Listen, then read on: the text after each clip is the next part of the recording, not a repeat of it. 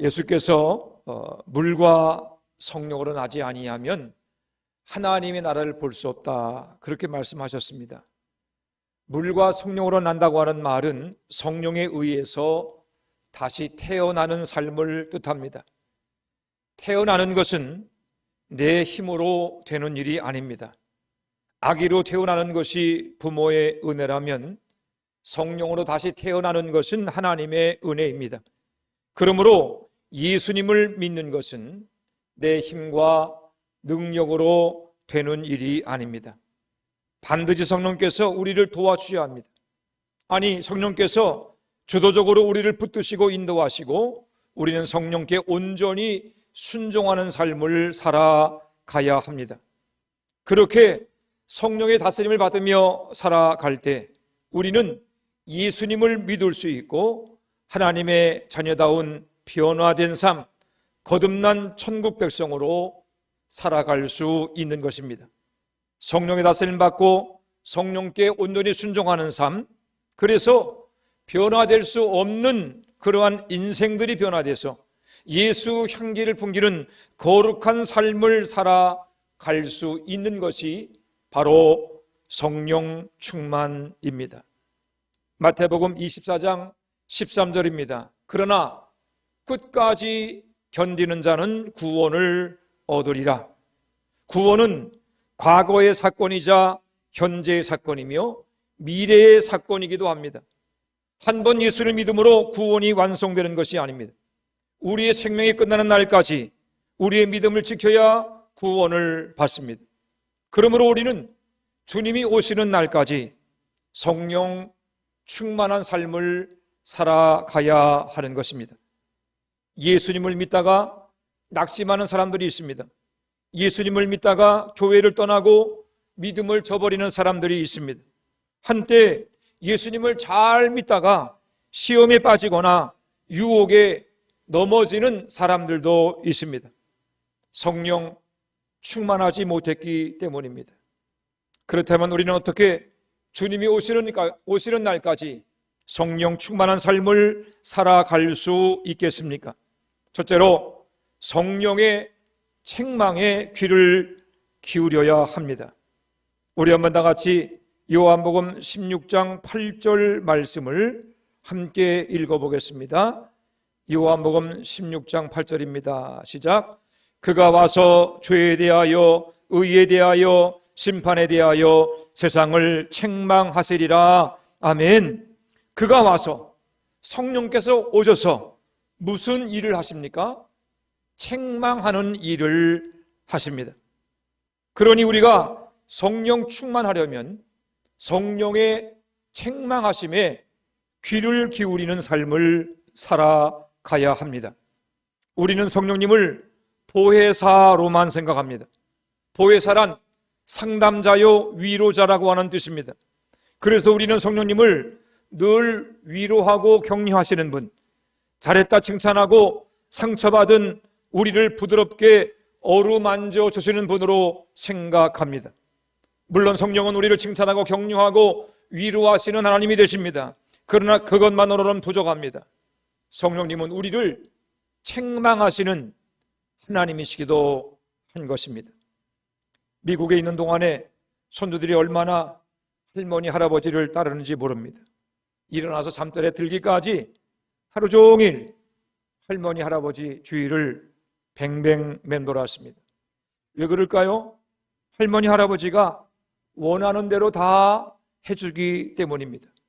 먹고 싶은 것도 다 사주고 또 갖고 싶은 것도 다 사주기 때문입니다.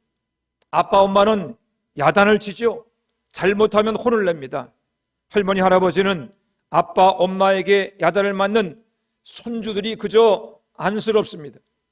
지들도 어렸을 때는 그랬으면서 저 어린 게 뭘 안다고 철들면 다 알게 될 텐데 그저 감싸주고 보담아 줍니다. 그러니까 할머니 할아버지 품에서는 손주들의 콧대가 하늘을 찌릅니다. 자녀 교육이 제대로 되지 않습니다. 귀국할 날이 가까울 때쯤에 할머니 할아버지 주변을 맴돌면서 기세가 등등한 아이들을 보며 아들이 제게 그런 말을 합니다. 엄마 아빠가 가게 되면 쟤네들 다시 버릇 잡는데 시간이 꽤나 걸리겠어요. 그런 말을 했습니다. 할머니 할아버지의 무조건적인 사랑도 필요하지만 아빠 엄마의 훈육과 징계도 필요합니다. 만일 무조건 아이들의 말을 다 들어준다면 아이들은 버릇이 나빠질 수밖에 없습니다. 무조건 자녀 편을 들고 무슨 일을 해도 네가 최고라고 칭찬만 하면 자녀는 삐뚤어질 수밖에 없습니다. 아이들은 아직 미숙합니다. 위로와 격려도 필요하지만 책망도 필요합니다. 잘못하면 야단을 맞아야 하고 필요하면 회초리도 들어야 합니다. 사랑과 징계, 이 둘이 다 필요합니다. 잘한 것은 칭찬하고 잘못된 것은 책망하고 징계해야 자녀들이 옳고 그름을 분별하는 온전한 인격으로 성장할 수 있는 것입니다. 우리의 신앙생활도 마찬가지입니다. 우리에게는 위로가 필요합니다. 칭찬과 격려가 필요합니다. 우리가 믿음이 바른 길을 갈 수 있도록 가르치고 인도하고 격려하는 그러한 격려자가 필요합니다. 그래야 신앙생활에 힘이 나고 신이 납니다. 그렇지만 그것만으로는 부족합니다. 우리는 항상 잘할 수 없습니다. 항상 바른 판단을 내릴 수 없습니다. 때로 실수하고 실패하기도 합니다. 넘어지고 낙심하기도 합니다. 나는 신앙생활을 꽤 잘하고 있다고 생각하지만 사실은 잘못된 길로 갈 수도 있습니다. 그럴 때 우리의 잘못을 꾸짖고 바른 길로 인도할 분이 있어야 합니다. 그분이 바로 성령 하나님이십니다. 성령께서는 우리를 격려하고 위로하고 칭찬하지만 동시에 우리를 꾸짖고 책망하십니다. 그 이유는 우리를 바로 잡기 위해서입니다. 예수님을 믿는 우리들이 끝까지 하늘 가는 길을 잃지 않도록 영원한 천국에 이르기까지 우리를 책망하시는 것입니다. 그러므로 성령 충만한 사람은 성령의 책망에 귀를 기울이는 사람입니다.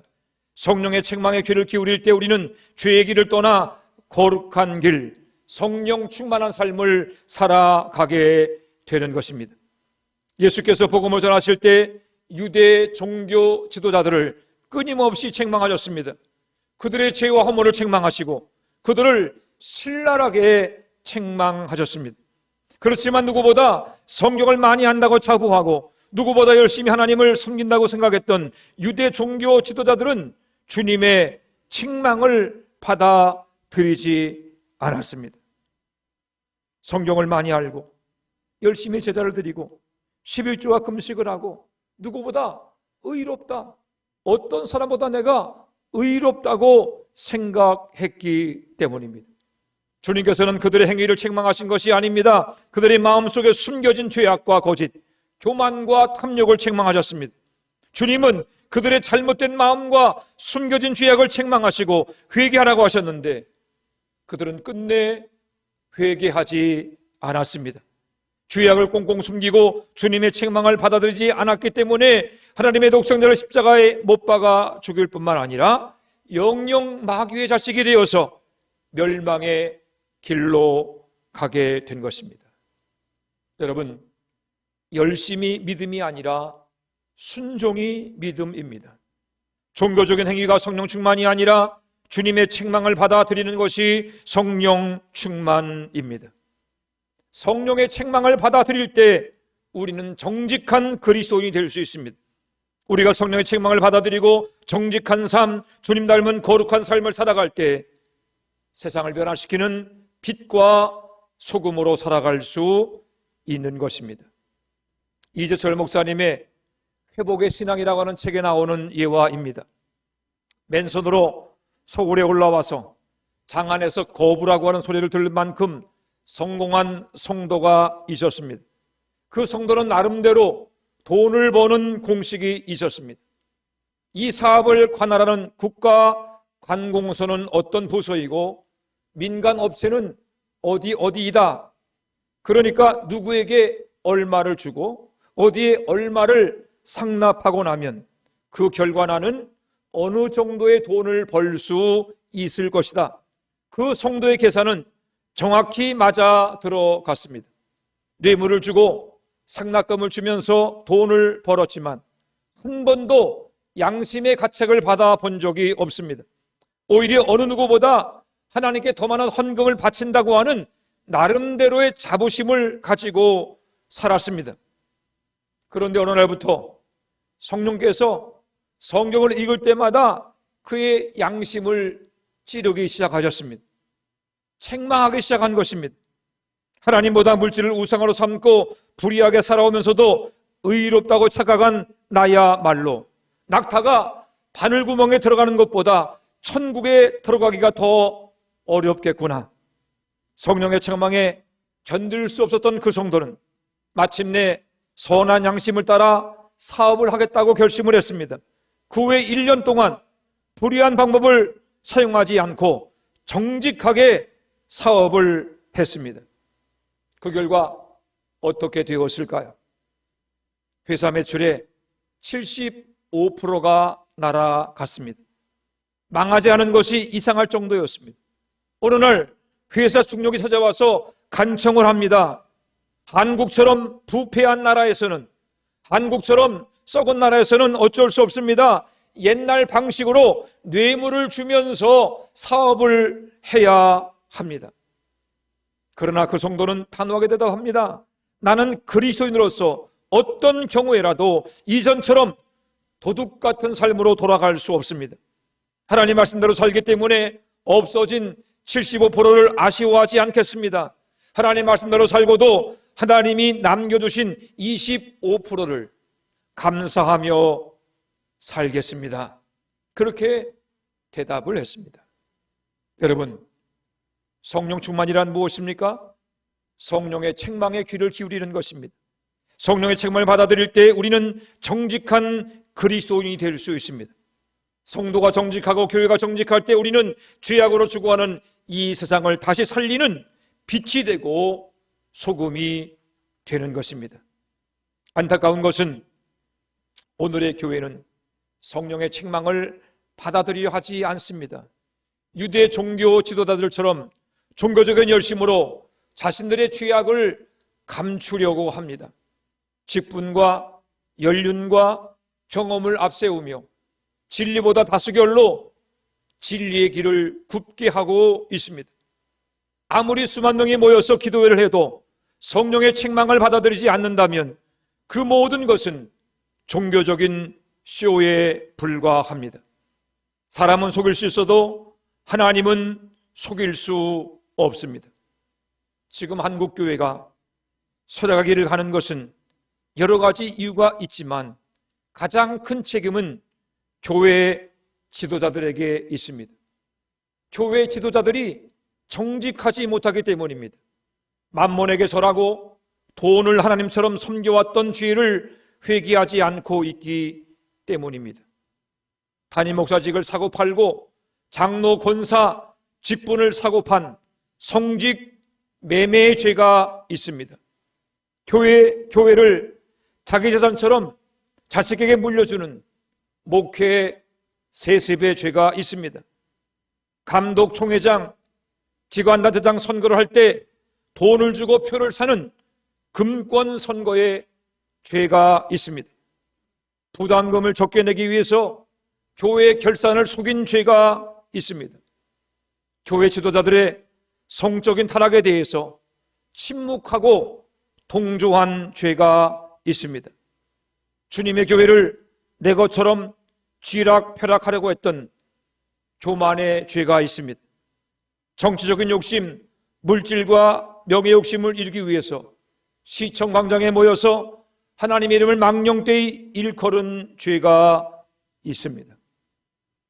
교회 안에 썩은 냄새가 진동하는데도, 세상은 다 알고 있는데도 우리만 눈 가리고 아웅 모른 척하고 있습니다. 뭉뚱그려 넘어가는 회개는 진짜 회개가 아닙니다.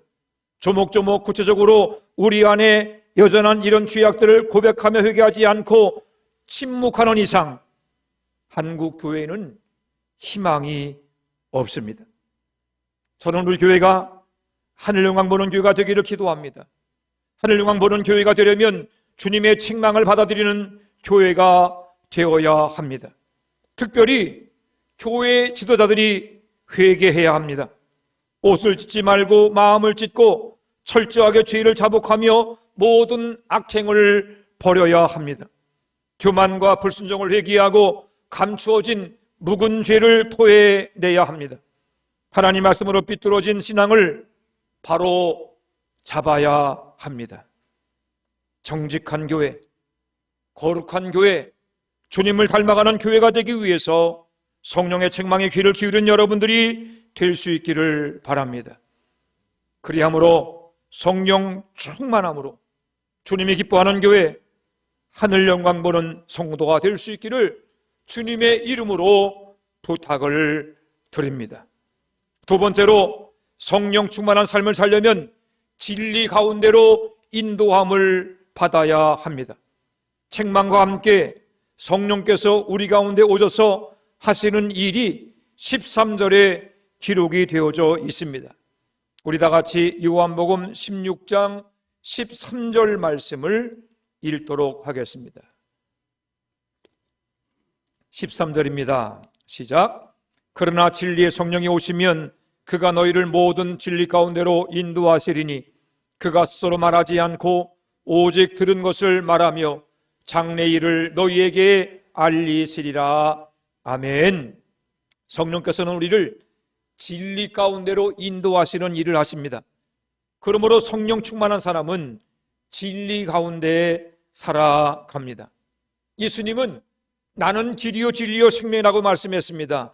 예수님만이 진리이기 때문에 성령 충만한 사람은 자꾸 예수님 가까이로, 예수님 안으로 들어가게 되어져 있습니다. 성령께서 우리를 진리 가운데로 인도하시는 방법을 13절은 이렇게 설명합니다. 그가 스스로 말하지 않고 오직 들은 것을 말하며 그랬습니다. 성령께서는 자기 생각과 주장을 말씀하는 분이 아니라 예수님께 들은 것을 우리에게 말씀하는 분이십니다. 성령님이 예수님과 불가분의 관계에 있으신 것은 주님의 말씀에 귀를 기울이는 분이셨기 때문입니다. 우리도 주님과 날마다 가까워지는 성령 충만한 사람이 되려면 성령님처럼 주님의 말씀에 귀를 기울여야 합니다. 오늘 우리의 문제는 무엇입니까? 말씀에 귀를 기울이지 않습니다. 우리는 하나님의 음성, 주님이 쓰는 말씀을 들으려 하지 않고 내가 원하는 것만을 들으려고 합니다. 목회를 시작한 지 얼마 되지 않았을 때 예배를 마치고 성도님들이 돌아가시면서 오늘 목사님 말씀에 은혜를 많이 받았습니다. 그렇게 말씀을 하시면 그것을 제가 그대로 받아들였습니다. 오늘 내 설교가 저분 마음에 감동이 되고 은혜가 되었나 보다, 그렇게 생각을 했습니다. 그런데 목회 경험이 쌓이면서 은혜 받았다고 하는 말의 정확한 뜻을 알게 되었습니다. 정말 은혜를 받았기 때문에 그런 말을 하는 분도 있지만 어떤 분들은 은혜를 받았다고 말할 때 그것은 오늘 설교가 내 생각과 같습니다. 그 설교가 내가 듣고 싶었던 말씀이었습니다 라고 하는 그런 뜻이었습니다. 결국 설교를 들은 것이 아니라 자기 생각을 확인하고 잘하나 못하나 판단을 하고 있었던 것입니다. 예배를 드린 것이 아니라 회중 속에 앉아서 예배를 구경하고 있었던 것입니다. 그처럼 구경꾼으로 앉아있는 한 우리는 주님과 가까이 할 수 없습니다. 수천 번 수만 번 예배를 드리고 아무리 유명한 설교를 들어도 변화될 수 없습니다. 귀가 닫혔기 때문입니다. 주님께서 말씀을 전하시면서 종종 귀 있는 자는 들을지어다 라고 하는 말씀을 했습니다. 소리를 듣지 말고 말씀을 들으라는 것입니다. 내 경험과 지식으로 판단하지 말고 말씀을 받아들이라는 것입니다. 구경꾼 되지 말고 비평가 되지 말고 주님의 말씀에 귀를 기울이는 사람이 되라는 것입니다. 믿음은 들음에서 납니다. 잘 들어야 잘 믿을 수 있습니다. 내가 원하는 말씀, 내 귀에 좋은 말씀만 들으려 하지 말고 성령이 주시는 말씀을 그대로 받아야 합니다. 말씀을 들을 때 믿음이 자랍니다. 말씀을 받고 들을 때 말씀의 능력이 우리 안에 나타납니다. 히브리서 4장 12절 말씀입니다. 하나님 말씀은 살아있고 활력이 있어 좌우의 날선 어떤 것보다도 예리하여 혼과 영과 및 관절과 골수를 찔러 쪼개기까지 하며 또 마음의 생각과 뜻을 판단하시나니. 히브리서 기자는 하나님의 말씀은 살아있다고 했습니다. 우리 영과 혼을 찔러 쪼개며 우리 마음속에 숨겨진 욕망과 더러운 죄악을 드러내게 한다라고 말씀했습니다. 하나님 말씀 앞에 숨을 수 있는 사람은 없습니다. 하나님 말씀 앞에 숨길 수 있는 죄는 없습니다. 말씀 앞에 서면 회개하지 않을 수 없고 말씀 앞에 서면 변화되지 않을 수 없습니다. 말씀은 우리를 정직하게 하고 말씀은 우리를 거룩하게 변화시킵니다. 그런데 살아있는 이 말씀의 능력이 오늘 우리 안에 나타나지 않는 이유는 무엇입니까? 수십 년 교회를 다녀도 삶의 변화가 없는 이유는 무엇입니까? 히브리서 4장 7절은 다윗의 시를 인용합니다. 오늘 너희가 그의 음성을 듣거든 너희 마음을 완고하게 하지 말라.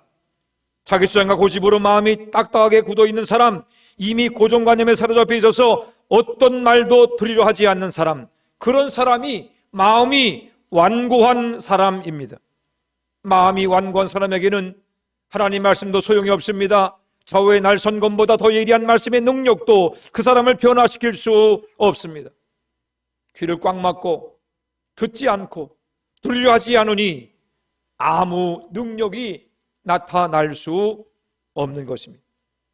광야를 행진하던 이스라엘 백성들이 눈앞에 구름기둥과 불기둥을 보았습니다. 만나와 메추라기를 먹고 반석을 쳐 나오는 생수를 마셨습니다.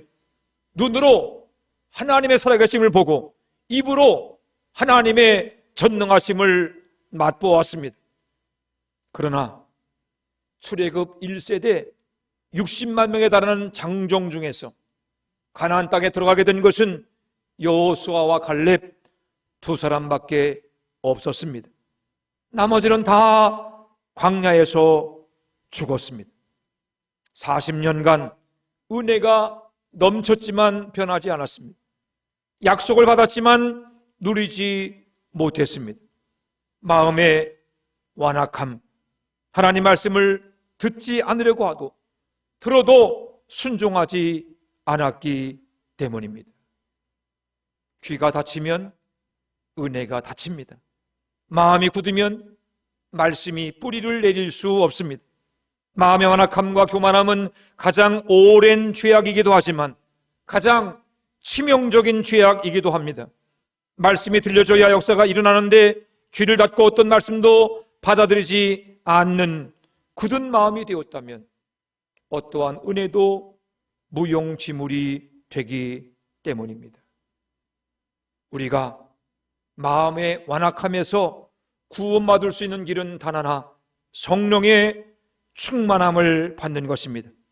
성령만이 우리의 완악한 마음을 깨뜨릴 수 있습니다. 성령만이 우리의 닫힌 길을 열어 주실 수 있습니다. 그러나 진리의 성령이 오시면 그가 너희를 모든 진리 가운데로 인도하실 것이다.